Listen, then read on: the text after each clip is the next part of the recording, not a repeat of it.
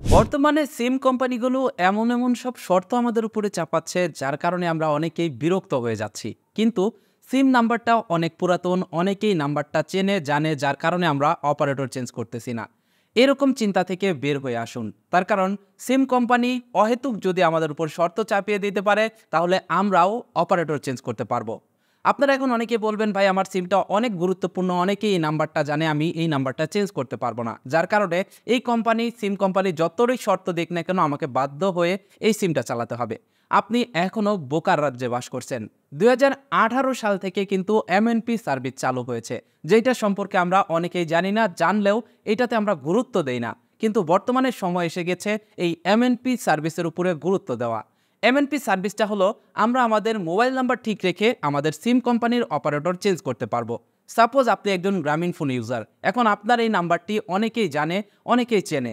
এখন আপনি চাচ্ছেন না গ্রামীণ ফোন থেকে অন্য কোনো অপারেটরে শিফট করতে বা অন্য কোনো নতুন কোম্পানির সিম কিনতে। তার কারণ আপনি যদি নতুন সিম কিনেন তাহলে আপনার পুরাতন সিমের নাম্বারটি কিন্তু অনেকেই জানবে না, বা পুরাতন সিমে কল করে কিন্তু অনেকেই পাবে না।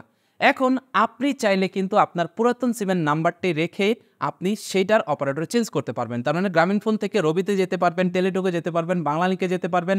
একইভাবে রবি থেকে গ্রামীণ ফোনে আসতে পারবেন, টেলিটক থেকে গ্রামীণ ফোনে আসতে পারবেন। এভাবে কিন্তু আপনি অপারেটর চেঞ্জ করতে পারবেন, আপনার নাম্বার কিন্তু একই থাকবে।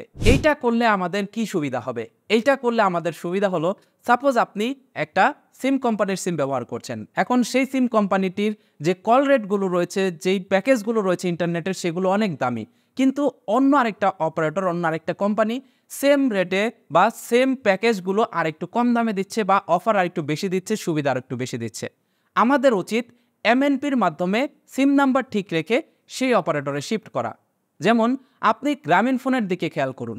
বর্তমানে গ্রামীণ ফোনে কিন্তু একটা নির্দিষ্ট ভ্যালিডিটি দেওয়া হয়েছে, রিচার্জ ভ্যালিডিটি। যেমন গ্রামীণ ফোনে আপনি যদি 20 টাকা রিচার্জ করেন তাহলে বর্তমানে 35 দিন মেয়াদ পাবেন। রাইট নাও আমি যখন ভিডিওটি বানাচ্ছি এখনো পর্যন্ত তাদের শর্ত এইটা, আপনি 20 টাকা রিচার্জ করলে 35 দিন পর্যন্ত আপনার সিমের মেয়াদ থাকবে।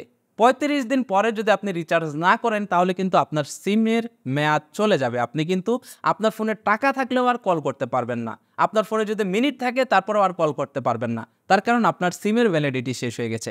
এইটা কিন্তু এক ধরনের অত্যাচার। ঠিক একইভাবে অন্যান্য অপারেটররাও যদি এই ধরনের কোনো শর্ত জোর করে আমাদের উপরে চাপিয়ে দেয় তাহলে আমরা সেই অপারেটর চেঞ্জ করে ফেলবো। যে অপারেটর সুবিধা দেবে আমরা সেই অপারেটরেই যুক্ত হব এমএনপি সার্ভিস ব্যবহার করে। তাহলে আমাদের নাম্বার ঠিক থাকবে, কিন্তু আমরা কোম্পানি চেঞ্জ করে ফেলবো। এভাবে যদি আমরা কোনো সিম কোম্পানি বয়কট করি, এভাবে যদি কোনো সিম কোম্পানি জোর করে কোনো শর্ত দিলে সেটাকে যদি আমরা বয়কট করি, তাহলে বাধ্য হবে সেই সিম কোম্পানি আমাদের শর্তগুলো উঠিয়ে নিতে এবং আমাদেরকে সুবিধা দিতে। এখন আপনারা অনেকেই বলবেন, ভাই এমএনপি সার্ভিস ব্যবহার করলে বিভিন্ন ধরনের সমস্যা হয়, যেমন ওটিপি প্রবলেম হয়, বিকাশে লগ ইন করতে পারি না, কোড আসে না, এই ধরনের সমস্যা কথা অনেকেই বলবেন। কিন্তু আপনারা যদি একটু সতর্ক হন তাহলে এই ধরনের সমস্যার সম্মুখীন হবেন না। যেমন আপনি যদি এমএনপির মাধ্যমে আপনার অপারেটর চেঞ্জ করেন, তাহলে আপনি যদি বিকাশ ব্যবহারকারী হয়ে থাকেন তাহলে বিকাশের ভিতরে দেখতে পারবেন আপডেট এমএনপি ইনফো নামের একটা অপশন আছে। আপনি সেখানে গিয়ে আপনার এমএনপি অপারেটরটা চেঞ্জ করে দিবেন। একইভাবে আপনি যদি অন্য কোনো মোবাইল ব্যাংকিং সার্ভিস ব্যবহার করেন তাহলে এমএনপিটা আপডেট করে দিবেন। ব্যাংকে গিয়ে আপনি আপনার এমএনপিটা চেঞ্জ করে দিবেন, বা ব্যাংকের কল সেন্টারে কল করে আপনার এমএনপিটা চেঞ্জ করে দিবেন। তাহলে ওটিপি নিয়ে কোনো প্রকারের সমস্যাই হবে না। ওকে, এতক্ষণ তো আপনাদেরকে জানালাম যে নাম্বার ঠিক রেখেও অপারেটর চেঞ্জ করা যায়। এখন আপনাদেরকে জানাবো, যদি আপনি চিন্তা করেন যে আপনি আপনার অপারেটর চেঞ্জ করবেন তাহলে কিভাবে করবেন। অপারেটর চেঞ্জ করার জন্য আপনাকে যেটা করতে হবে, আপনি যে অপারেটরে শিফট হবেন সেই অপারেটরের কাস্টমার কেয়ারে চলে যাবেন। কাস্টমার কেয়ারে গিয়ে আপনি বলবেন যে আমার এই সিমটিকে আমি এমএনপি করে আমার অপারেটরটি চেঞ্জ করব। তখন সেই কাস্টমার কেয়ার থেকে আপনাকে আপনার জাতীয় পরিচয়পত্রের নাম্বার চাইবে এবং আপনার ফিঙ্গারপ্রিন্ট এনরোলমেন্ট নিবে এবং আপনার সিমটি এমএনপি করে অপারেটর চেঞ্জ করে দিবে। খুব সিম্পল একটা প্রসেস।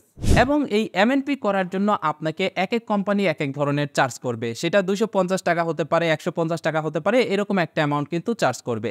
আপনি নির্দিষ্ট পরিমাণ টাকা দিয়ে খুব সহজে আপনার সিমটি এমএনপি করতে পারবেন বা অপারেটর চেঞ্জ করতে পারবেন। তো এটাই ছিল মূলত আজকের ভিডিও।